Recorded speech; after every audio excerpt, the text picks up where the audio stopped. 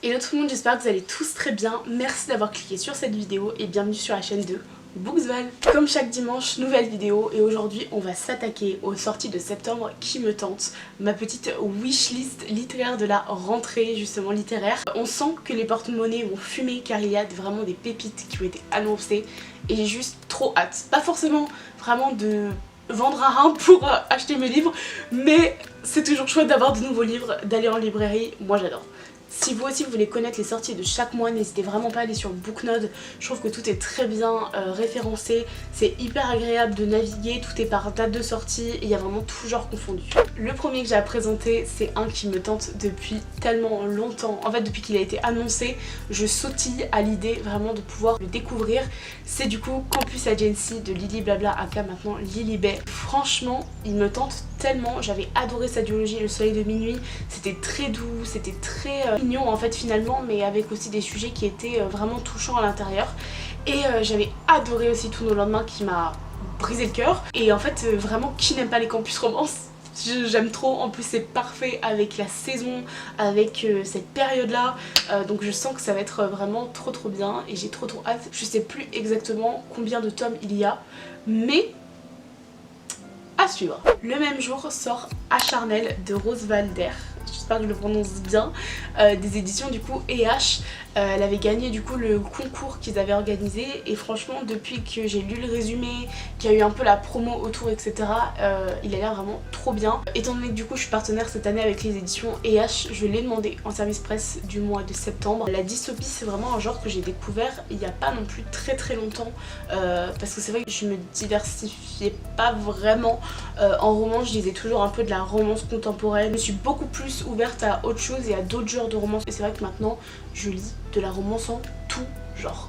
Et donc c'est pour ça que celui-ci me tentait tout particulièrement, parce que je sais pas, il y a un côté qui m'a vraiment intriguée dès le début et en plus la couverture est trop belle.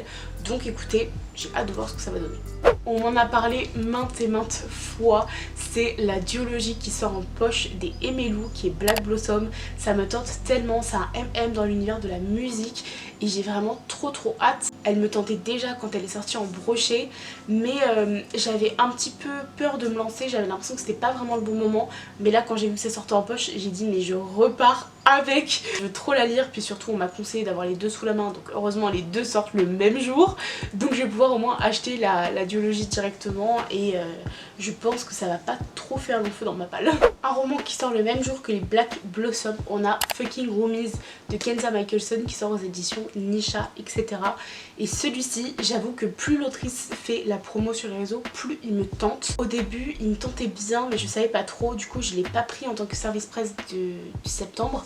Mais franchement, plus je le vois, plus il me tente, donc franchement, pourquoi pas. Toujours chez Nisha etc, il y a À mon inconnu de Laura Mayeux, j'espère que je prononce bien encore une fois. Et celui-ci je l'ai pris en tant que service presse de septembre parce qu'il me tente beaucoup. L'histoire a l'air tellement mignonne, elle a l'air tellement réconfortante et je pense que, non je suis sûre que c'est vraiment ce dont j'ai besoin dans la lecture en ce moment.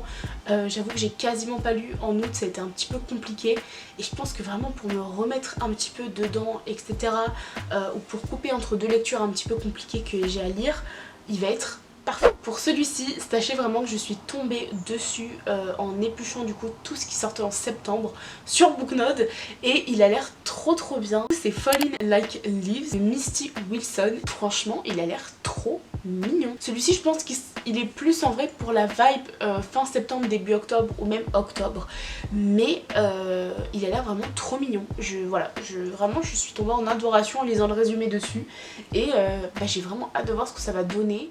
Je l'attends depuis tellement de temps, j'ai adoré le premier tome, j'ai trop de questions sans réponse donc j'ai hâte. En plus la couleur est trop belle, il est rose bien évidemment, c'est Abyss, le tome 2 du Sesquill. Elle est partie dans un style qui est vachement différent de ce qu'elle fait de base mais toujours avec beaucoup de sarcasme, beaucoup d'humour et j'ai trop aimé, c'était trop bien. Le tome 1 j'ai pu aller le faire dédicacer à Bordeaux quand elle est venue et vraiment c'était la deuxième fois que je voyais cette autrice et vraiment elle est trop mignonne. J'ai trop hâte de lire ce tome 2 qui a l'air fou en action encore et j'ai trop hâte de voir ce que ça peut donner. J'avoue que celui-ci j'ai beaucoup hésité mais en même temps j'ai trop de questions encore une fois aussi sans réponse là-dessus et du coup je suis obligée de le lire. C'est Hope is Blue du coup de Aya Estrella. J'ai lu la duologie The South Girl qui était incroyable, qui était vraiment phénoménale. Un petit peu moins aimé le tome 2 mais honnêtement pour les sujets abordés, pour les personnages etc, tous les sujets traités, hyper intéressant, hyper intriguant, profond. Et franchement j'ai trop hâte. Hope is Blue, je pense qu'il va nous faire pleurer énormément. Et même s'il y a un personnage, j'ai encore un petit peu de réserve sur celui-là, j'avoue que j'ai quand même hâte de découvrir comment il va évoluer et surtout découvrir l'histoire de notre belle Cassie. Qui dit septembre dit déjà pour moi automne, et quoi de mieux que le Pumpkin Spice Café de Laurie Gilmore. Celui-ci je l'ai demandé dans mes services presse du mois de septembre parce qu'il me tente trop. J'ai vu énormément d'avis positifs dessus et j'avoue que cette saga m'intrigue beaucoup. Ça a l'air d'être vraiment le mood mais parfait pour cette saison, donc j'ai juste en fait trop hâte de pouvoir le découvrir, le lire et de voir en fait ce que ça va donner. L'avant-dernier bien évidemment c'est un de mes auteurs qui m'a fait le plus pleurer je pense. Chaque roman que j'ai lu m'a quand même fait lâcher une tonne de larmes. J'ai vraiment rempli une piscine. C'est Adam Silver. Celui qui survit veut mourir à la fin. Rien que ça en fait ça me donne envie de pleurer déjà. J'ai vu qu'il sortait par contre qu'en collector et je pense que j'attendrai brochet parce que je les ai tous en brochet. Donc du coup voilà, mais j'ai vraiment trop hâte de le découvrir. Et de pleurer en fait j'ai envie de vous dire parce que j'ai l'impression que de toute façon il ne sait faire que ça cet auteur. Mais c'est pour ça que je l'aime aussi. Et le dernier c'est un petit Cozy Mystery. Alors celui-là je l'avais découvert par la masse critique Babelio parce que c'était un petit peu un truc mélangé policier etc. J'aime bien mais pas forcément en livre. Et ma soeur m'avait dit ouais mais le Cozy Mystery c'est vraiment un entre-deux entre le contemporain, feel good et finalement une enquête policière etc.